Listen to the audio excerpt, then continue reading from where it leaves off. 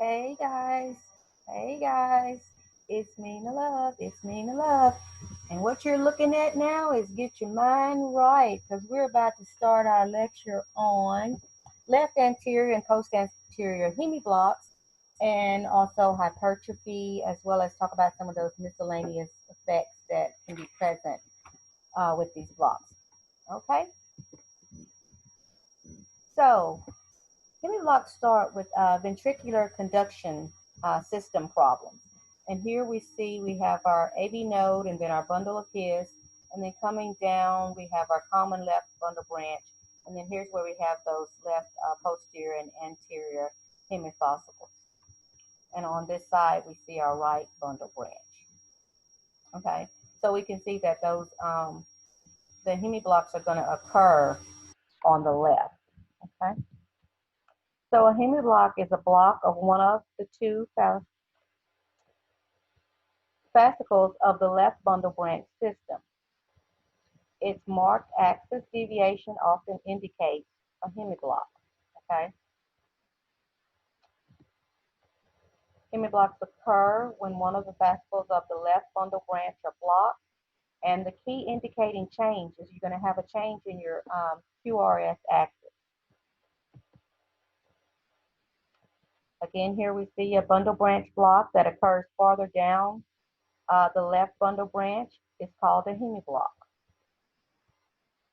Okay, here we have that anterior and posterior.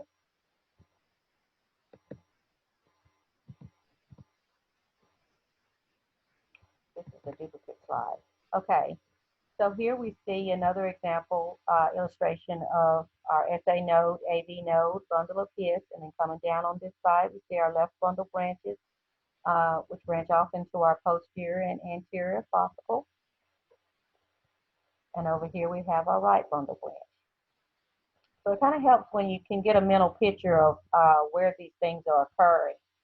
So that's why I'm giving you all these different illustrations. And again, remember I said you just pick the one that best illustrates it to you, that you can best learn from, okay? So here on this slide, we have, when we have, if there is a left axis deviation in which you have a positive deflection in lead one and a negative deflection of your QRS in ABF, then the next place you're going to look for that hemiblock is you're going to go and look at lead two. Okay, and then here's what your QRSs will look like as an indication of a left anterior hemiblock. Okay, here again, another illustration.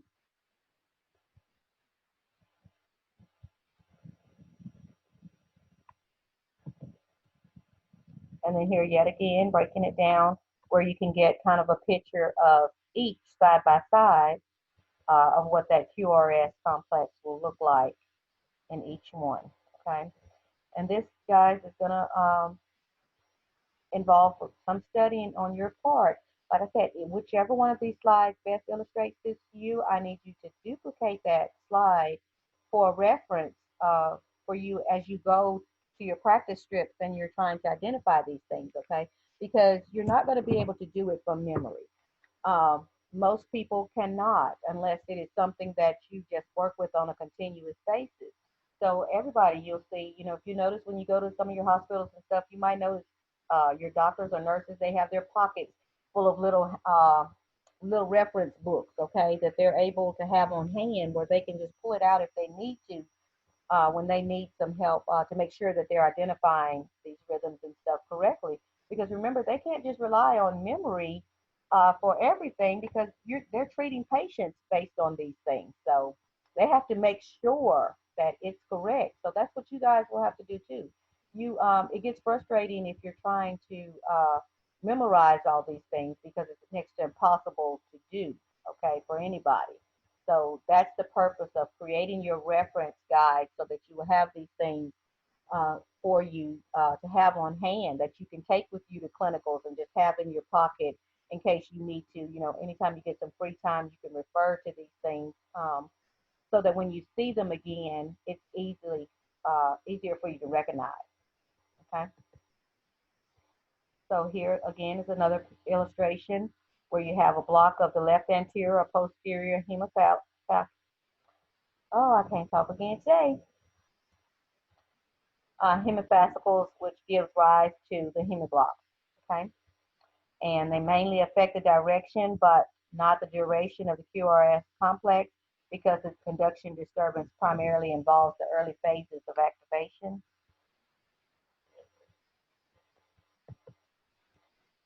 Left anterior hemiblock, again, some illustrations of what that QRS is going to look like in your leads, your S wave and your R wave in leads 2 and 3 and AVF, which show your left axis deviation. And so in your left anterior hemiblock, you're going to have LAD or left axis deviation.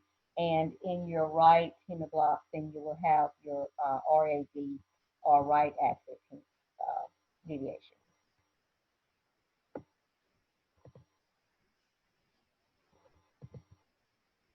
Okay. Here again, a side-by-side illustration of what your QRS is going to look like in those particular leads when you're looking for your bundle branch blocks and your hemiblocks.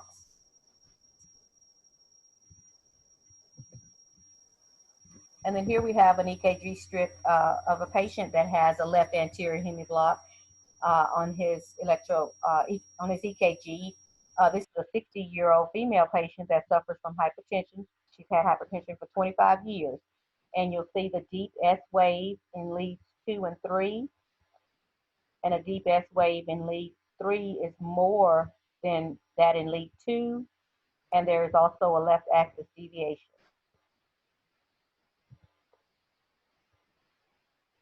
Okay. And here, these next two slides, this one and the one following it, I just threw in there as a reference for you guys to use in looking at those leads to determine that axis deviation, okay?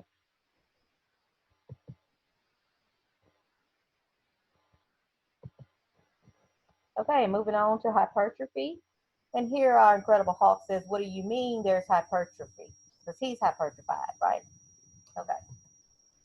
So when you're talking about left and right ventricular hypertrophy, you're going to be looking at your R wave and your S wave. Okay. Here we have an illustration of a normal heart versus somebody who has right ventricular hypertrophy.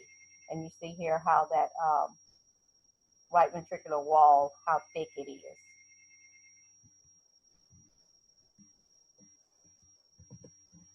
Okay.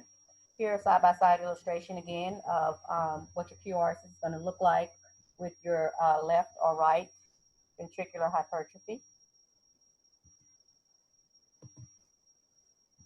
And here's another illustration. This one gives you what the normal as well as your left or right hypertrophy. And this is looking at leads V1, V2, V5, and V6. Okay. Here, again, some illustrations of QRS with left ventricular hypertrophy.